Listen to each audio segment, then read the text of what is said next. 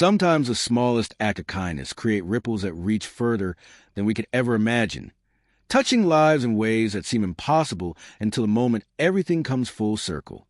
Tony Martinez was a construction worker who thought he was just sharing his sandwich with a stranger, until the day he learned that some encounters are destined to change everything. Hi everyone, welcome to Tales Unveiled. Let's get started. Tony Martinez had been working construction for 15 years, and all that time, he'd never met anyone quite like the homeless man who appeared at the job site on a cold Tuesday morning in November. Tony was part of the crew renovating the old Fairmont building in downtown Chicago, a project that had been going on for 8 months and was finally nearing completion. Every morning, he'd arrive at 6:30 a.m. with his hard hat, tool belt, and a brown bag lunch that his wife Maria packed for him with the same care she'd shown for their 12 years of marriage. The lunch was always the same: 2 thick sandwiches, an apple, a bag of chips, and a thermos of coffee. Maria would add little notes sometimes. "Have a great day, mi amor," or "Don't forget we have dinner with your parents tonight," written in her careful handwriting on napkins tucked between the sandwiches. Tony had grown up poor in Chicago's South Side, the son of immigrants who'd worked multiple jobs to give their children opportunities they'd never had. He understood what it meant to be hungry, to watch every penny, to make sacrifices so your family could have a better life. That understanding shaped everything about how Tony viewed the world and treated other people. The homeless man first appeared on a particularly cold morning when the November wind was cutting through the streets like a knife. Tony was setting up equipment when he noticed a figure huddled near the alley behind the construction site. The man was older, probably in his 60s, with gray hair and a beard that had seen better days. His clothes were layered but inadequate for the Chicago winter: a thin jacket over what looked like multiple shirts, pants that had holes in the knees, and shoes that were held together with duct tape. What struck Tony most was how the man carried himself. Despite his circumstances, there was a dignity in his posture, a quiet strength that suggested he hadn't always been living on the streets. He wasn't aggressive or demanding like some of the homeless individuals Tony had encountered. He simply sat quietly, watching construction activity with intelligent eyes that seemed to take in every detail. During his lunch break that first day, Tony sat on a stack of lumber eating his sandwiches when he noticed a homeless man watching from across the street. The man wasn't staring or approaching, just observing with what looked like hunger and perhaps a bit of longing. Tony thought about his own childhood, about the times his family had struggled to put food on the table, about the kindness of neighbors who'd shared what little they had. Without overthinking it, he walked across the street with one of the sandwiches and the apple. "Hey there," Tony said gently, approaching slowly so as not to startle the man. "I've got more food than I can eat. Would you like a sandwich?" The homeless man looked up at Tony with surprise and something that might have been suspicion. "You sure about that?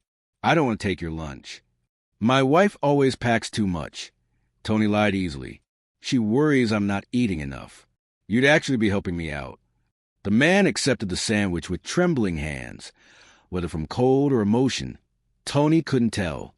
"Thank you," he said quietly. "I'm Walter." "Tony," he replied, extending his hand. Walter shook it firmly, his grip strong despite his appearance. "Tony, I want you to know this means more than you probably realize." Tony shrugged, uncomfortable with gratitude for what seemed like such a small gesture. "We all need to eat, right?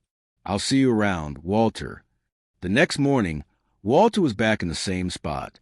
Tony found himself looking for him during breaks, and sure enough, at lunchtime, he walked over with another sandwich and the apple from his lunch. This became their routine. Every day for a week, Tony would share half his lunch with Walter, and they'd have brief conversations about the weather, the construction project, or small observations about the city. Tony learned that Walter had been living on the streets for about 2 years. He was quiet about his past, revealing only small details: that he'd once had a family, that he'd served in the military, that he'd had what he called a different life before circumstances changed everything.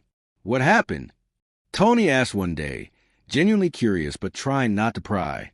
Walter was quiet for a long moment, staring at the sandwich in his hands. "Made some mistakes. Lost some things that mattered. Sometimes life takes turns you don't expect." Tony didn't push for more details. He'd grown up in a neighborhood where everyone had stories they didn't want to tell, and he'd learned to respect people's privacy. What impressed Tony most about Walter was his intelligence and insight. Despite his circumstances, the man was clearly educated and well-read. He could discuss current events, had opinions about the construction techniques Tony's crew was using, and sometimes made observations about the city that showed deep knowledge of Chicago's history and development. "You know a lot about construction," Tony mentioned one day as Walter correctly identified a potential problem with the building's foundation work. Walter smiled sadly. "I used to know about a lot of things." As the weeks passed, other construction workers began to notice Tony's routine. Some were supportive, occasionally adding items from their own lunches for Walter. Others were less understanding. "Tony, why are you feeding that guy every day?" asked Rick Sullivan, a veteran crew member who'd been working construction for 25 years. "He's probably just going to spend any money he gets on drugs or alcohol." "I'm not giving him money," Tony replied. "I'm sharing food. And even if he did have addiction problems, he still needs to eat. You're encouraging him to hang around here," Rick continued. "What if he causes problems? What if he scares away the office workers in the building?" Tony looked across the street at Walter, who was sitting quietly reading a book he'd found somewhere. "Look at him, Rick. Does he look like he's causing problems?" Rick shrugged, unconvinced but not willing to argue further. "Just don't come crying to me if this backfires." But Tony's faith in Walter seemed justified. The homeless man never caused any disturbances, never asked for anything beyond what Tony offered, and actually seemed to have a positive effect on the work site. He'd sometimes point out safety hazards he noticed, warn the crew about suspicious activity in the area, and even help direct traffic when delivery trucks were having trouble navigating the narrow streets. One particularly cold morning in December, Tony arrived at work to find Walter shivering violently in the alley. The temperature had dropped to single digits overnight, and it was clear that Walter's inadequate clothing wasn't providing enough protection. "Walter, you can't stay out here in this weather," Tony said, genuinely worried. "You're going to freeze to death." "I'll be okay," Walter replied, but his voice was weak and his lips were turning blue. Tony made a decision that would reveal more about Walter's character than months of conversation had. "Come on. You're sitting in the construction trailer until this cold snap passes." "Tony, I can't do that. Your boss will fire you." "My boss is a decent guy. He won't fire me for keeping someone from freezing to death." Tony was right. When he explained the situation to site supervisor Jim Patterson, the older man took one look at Walter's condition and immediately agreed to let him warm up in the trailer. "Jesus, Tony, the guy looks like he's got hypothermia," Jim said. "Get him some coffee and let him sit by the heater. We can't have someone die on our watch." What happened next surprised everyone on the crew. Walter, grateful for the warmth and shelter, began quietly helping around the job site. He organized tools, cleaned up debris, and even assisted with simple tasks that didn't require special skills or certification. He worked carefully and efficiently, showing familiarity with construction processes that impressed the veteran crew members. "Where did you learn to work like that?" Jim asked Walter one afternoon as he watched the homeless man perfectly organize a collection of electrical components. "Here and there," Walter replied vaguely, but Tony noticed him glance away as if hiding something. Over the next few weeks, Walter's presence at the job site became routine. He'd arrive each morning, help with whatever tasks were appropriate, and accept lunch from Tony with continued gratitude. The crew had grown accustomed to him, and even Rick Sullivan had grudgingly admitted that Walter was helpful rather than problematic. But Tony began to notice things about Walter that didn't quite add up. Despite living on the streets for 2 years, Walter's hands weren't as rough as they should have been. His vocabulary included technical terms that suggested professional experience. Most tellingly, when he thought no one was watching, Walter would study the building plans with the intense focus of someone who understood exactly what he was looking at. One day in January, Tony decided to test his growing suspicions. He deliberately made an error in reading the electrical schematics, loudly announcing to his work partner that they needed to run conduit through a load-bearing wall. "Tony," Walter said quietly from across the room, "that wall is structural. You can't put conduit there without compromising the building's integrity." Tony looked at Walter carefully. "How do you know that?" Walter realized he revealed more than he intended. I just noticed when I was looking at the plans. Walter, those plans require years of training to read properly. Who are you really? Walter was quiet for a long moment, and Tony could see an internal struggle playing out on his face. Finally, he spoke. Tony, there are things about my past that I haven't told you. Things I'm not proud of. You've been kinder to me than I deserve, and I don't want to lose that. Whatever happened before doesn't change who you are now, Tony said gently. You're a good man, Walter. I can see that. Walter looked at Tony with tears in his eyes. You don't understand. I'm not just some homeless guy who fell on hard times. I'm someone who fell from a very high place, and the fall was entirely my own fault. Tony was about to respond when Jim Patterson called out from the trailer entrance. Tony, Walter, you guys need to see this. They walked over to find Jim holding a newspaper, his face pale with shock. On the front page was a headline about a major construction company's bankruptcy and federal fraud investigation. But what caught Tony's attention was a photograph accompanying the article. It was Walter, a younger, clean-shaven Walter in an expensive suit, but unmistakably the same man who'd been sharing Tony's lunch for 3 months. The headline read, Former CEO Walter Morrison, From Penthouse to Prison to Homelessness. Tony stared at the photograph, then at Walter, then back at the newspaper. Suddenly, everything made sense. Walter's knowledge of construction, his ability to read complex plans, his familiarity with building codes and safety regulations. Walter Morrison wasn't just a homeless man. He was a former CEO of Morrison Construction, one of Chicago's largest construction companies, a man who'd once been worth hundreds of millions of dollars and had built half the skyscrapers in the downtown area. And Tony Martinez, a working-class construction worker who'd been sharing his lunch out of simple kindness, had been feeding one of the most powerful men in Chicago's construction industry, a man whose fall from grace had been front-page news for months.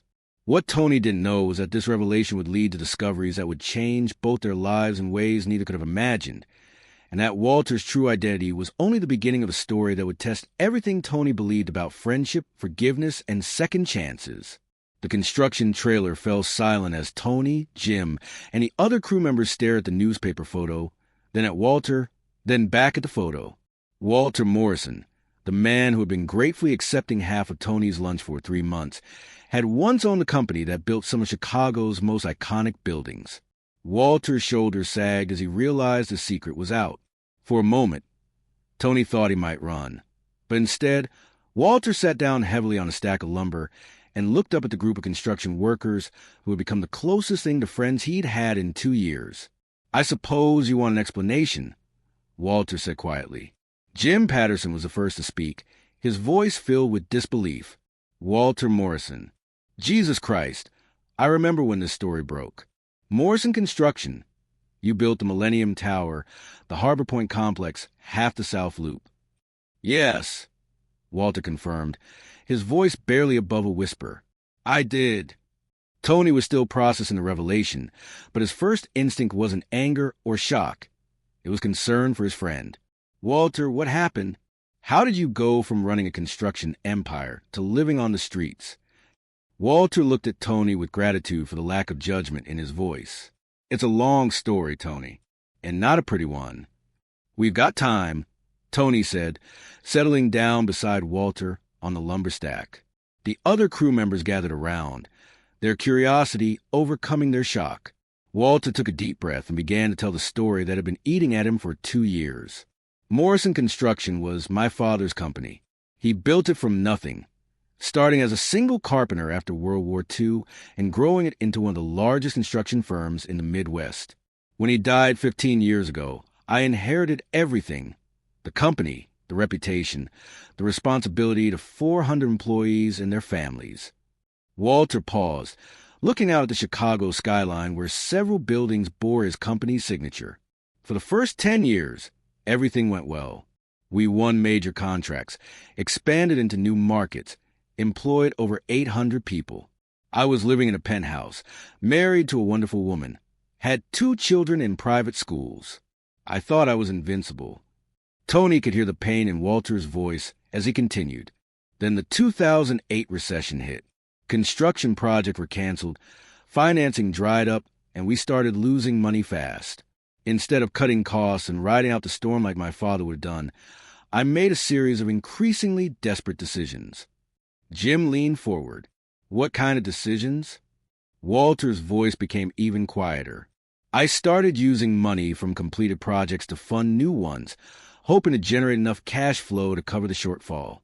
When that wasn't enough, I began submitting inflated invoices to clients, skimming money from material budgets, and eventually taking money directly from employee pension funds. The group was silent, understanding now how a successful businessman had fallen so far. It worked for a while, Walter continued. I kept telling myself it was temporary, that I'd pay everything back once the economy recovered. But the hole kept getting deeper. I was stealing from my own employees, people who trusted me, who had worked for my father, who believed in the Morrison name. Tony felt his heart breaking for his friend. What happened when it all came out? A routine audit discovered the missing pension funds. Once they started digging, they found everything else. The FBI arrested me in my office on a Tuesday morning in front of my entire staff. The company went bankrupt within a week. 400 families lost their jobs, and many lost their retirement savings because of what I'd done. Walter wiped his eyes with the back of his hand. The worst part wasn't the prison sentence or losing my money. It was seeing the faces of employees who'd worked for us for decades, people I'd known since I was a child, realizing that I'd stolen their futures to try to save my own reputation. "How long were you in prison?" asked Rick Sullivan, who had been listening intently despite his earlier skepticism about Walter. 3 years in federal prison for fraud and embezzlement. My wife divorced me while I was inside. I don't blame her. My children. They changed their names so they wouldn't be associated with what I'd done. When I was released 2 years ago, I had nothing. No money, no family, no friends, and a criminal record that made me unemployable. Walter looked directly at Tony. For 2 years, I've been living on the streets, trying to figure out how to live with what I'd done. Most days, I wished I'd died in prison rather than face the shame of what I'd become. Tony was quiet for a moment, processing everything Walter had told him. Then he did something that surprised everyone, including himself. He put his arm around Walter's shoulders. "Walter, what you did was wrong. You hurt a lot of people, and I can see that you understand that. But you're still a human being, still deserving of basic dignity and kindness. That doesn't change because I know your story." Walter looked at Tony with amazement. "Tony, I stole millions of dollars from working people just like you. I destroyed families, ruined lives. How can you still want to be my friend?" "Because," Tony said simply, "friendship isn't about who someone used to be or what mistakes they made. It's about who they are right now in this moment. And right now, you're a man who's been grateful for half a sandwich every day, who's helped us work without asking for anything in return, who's shown more humility and grace than most people ever do." Jim Patterson had been thinking while listening to Walter's story. "Walter, can I ask you something? Do you know anything about the problems we've been having with this renovation?" Walter looked confused. "What kind of problems?" "We've been running into issues with the building's structural integrity that weren't shown in the original plans. The architectural firm says it's not their fault. The original construction company is long gone, and we're stuck trying to figure out how to fix problems we can't fully understand." Walter's expression changed, showing the first spark of professional interest Tony had seen from him. "What kind of structural issues?" Jim pulled out the building plans that had been causing the crew headaches for weeks. "The load distribution isn't working the way the plans suggest it should. We're seeing stress fractures in places that should be solid, and some of the support beams are showing signs of failure." Walter studied the plans for several minutes, his trained eye immediately identifying problems that had puzzled the crew for weeks. "I know this building," Walter said finally. "Morrison Construction built it in 1987. I was fresh out of college, working as a project supervisor under my father." He pointed to specific areas on the plans. "These drawings are wrong. They don't match what was actually built. The original contractor made modifications during construction to accommodate unforeseen foundation issues, but the changes were never reflected in the final architectural drawings. Jim stared at Walter in amazement. You remember the details of a building from 35 years ago. It was one of my first major projects. My father made me memorize every detail because he said understanding the building process was more important than understanding the business process. Walter's voice carried a note of professional pride for the first time in months. Tony realized what Walter's revelation meant. Walter, you could save this project. The company has been talking about major delays and cost overruns because they can't figure out the structural problems. Walter shook his head. Tony, even if I could help, who would listen to a homeless ex-convict? My reputation is destroyed. No one in the construction industry would trust my word. But Jim Patterson was already pulling out his phone. Walter, the company that hired us for this renovation is Hartwell Construction. Do you know them? Walter nodded. Hartwell is a good company. David Hartwell started about 10 years ago with some of the best people from Morrison Construction after we went bankrupt. Jim's eyes widened. Walter, David Hartwell specifically requested to meet with anyone who had historical knowledge of this building. He's been trying to find someone who worked on the original construction. The irony of the situation wasn't lost on any of them. Walter Morrison, living homeless and accepting charity lunches, might be the only person who could solve the construction problems that were costing Hartwell Construction hundreds of thousands of dollars. Jim, I can't just show up and offer to help, Walter protested. David Hartwell probably hates me. I destroyed his career when Morrison Construction went under. Maybe, Jim said, or maybe he's been waiting for a chance to work with someone who taught him everything he knows about construction. Tony made a decision that would change both their lives. Walter, what if I set up a meeting? Not as Walter Morrison, former CEO, but as Walter, the guy who's been helping our crew and knows this building better than anyone alive. Tony, I appreciate what you're trying to do, but... No buts, Tony interrupted. You've been beating yourself up for 2 years. Maybe it's time to use your knowledge to help people instead of hiding from your past. That evening, Jim called David Hartwell and arranged a meeting for the next day. He explained that they had found someone with detailed knowledge of the building's original construction, but he didn't mention Walter's identity. The next morning, Walter showed up at the job site clean-shaven and wearing clothes that Tony had brought from home. He was nervous but determined to help if he could. David Hartwell arrived at noon, expecting to meet some retired construction worker who might have worked on the building decades earlier. When he walked into the trailer and saw Walter Morrison sitting at the conference table, his face went through a series of emotions, shock, recognition, and finally, something that looked like relief. Walter, David said quietly, I heard you'd been released from prison, but no one knew where you'd gone.